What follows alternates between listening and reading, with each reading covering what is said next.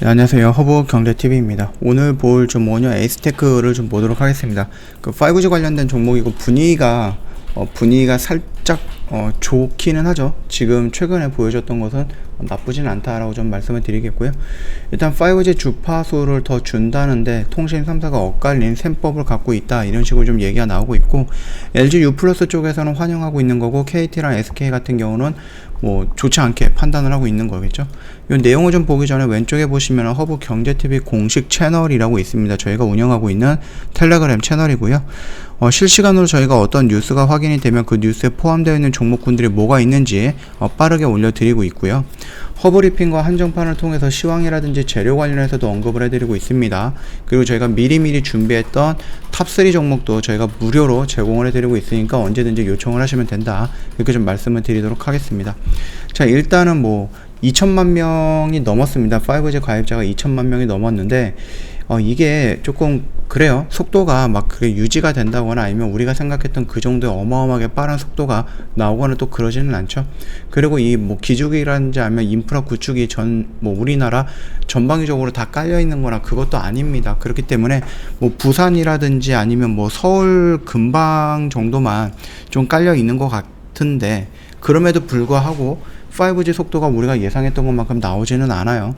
일단은 그 부분이 이제 기가헤르츠 대역이다라고 보고 있는데, 우리가 생각했던 그런 뭐 20배 이상 그런 속도가 나오는 것은 결국은 20기가헤르츠 그 대역대에서 나오는 거고, 지금은 3.5기가헤르츠, 3.7기가헤르츠, 3.4기가헤르츠 이 안에서 영역대에서 움직이는 거기 때문에 LTE랑 비슷한 망을 사용하고 있다라고 합니다. 그러다 보니까 우리가 예상했던, 우리가 생각하고 있었던, 그래서 돈을 더 많이 주고라도 이 5G를 이용하려고 했던 그런 속도가 안 나오는 거다라고 좀 보시면 될 것 같습니다.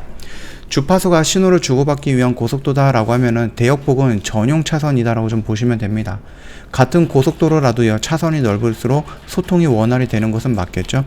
그래서 통신 3사가 주로 소비자들에게 쓰는 5G 주파수 영역대가 3.5GHz 대역 영역대를 좀 보유하고 있는데요.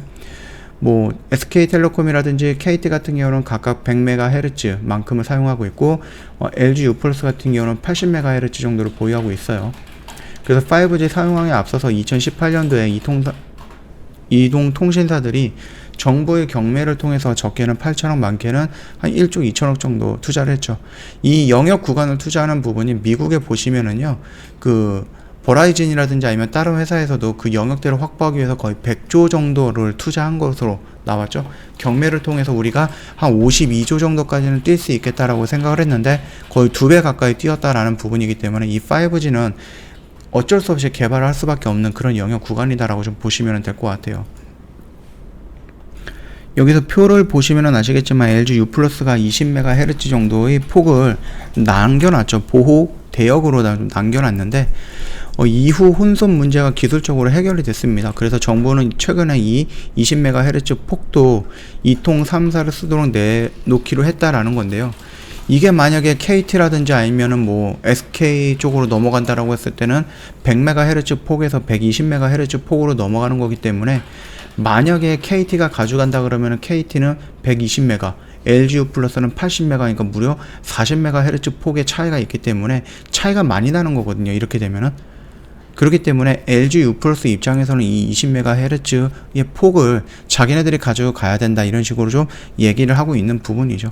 그래서 차별 없는 서비스를 위해서 필요하다라는 부분과 경쟁 없는 할당은 공정하지 않다, 이런 식으로 좀 얘기가 나오고 있는데, 이 부분을 LG U+가 자기는 일단은 80이니까 KT랑 그 SK 같은 경우는 이제 10MHz 대역폭을 사용하고 있기 때문에 80%를 사용하고 있는 80MHz를 사용하고 있는 LG 입장에서는 요거를 무조건 확보해야 되는 부분이겠죠. 그래야지 지금보다 서비스가 더 좋아지는 거니까.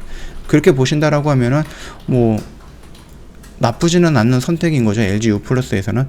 그러나 SK텔레콤이라든지 KT 같은 경우는 가장 적은 금액으로 입찰했음에도 지금 와서 추가로 요구한다는 것은 사실상 경쟁 없는 할당이고 불공정하다라고 얘기를 하고 있어요. 그래서 SK라든지 아니면 KT가 가져올 경우 추가적인 투자가 필요하다. 그래서 LG U+만 유일하게 추가 투자 없이 해당 20MHz 주파수를 활용할 수 있다. 특정 업체에 대한 유리한 대역폭의 추가 활동은 결국 정부가 세운 경매 기본 원칙인 5G 주파수 균등 배분 불가, 스스로 훼손하는 거다, 이런 식으로 좀 얘기를 하고 있거든요. 그러면서 이번에 20메가헤르츠 대역폭을 가지고 좀 얘기들이 많이 나오고 있습니다. 일단은 뭐 통신사가 5G를 사용 지역은 이제 1년 전과 비교하면 이제 3배 정도 가량 확대가 됐다라고 얘기를 하고 있는데, 아까 전에도 말씀을 드렸듯이 뭐 커다란 도시들, 뭐 부산이라든지 뭐 경기도, 서울, 뭐 이런 쪽, 경기도도 아니죠, 서울이죠.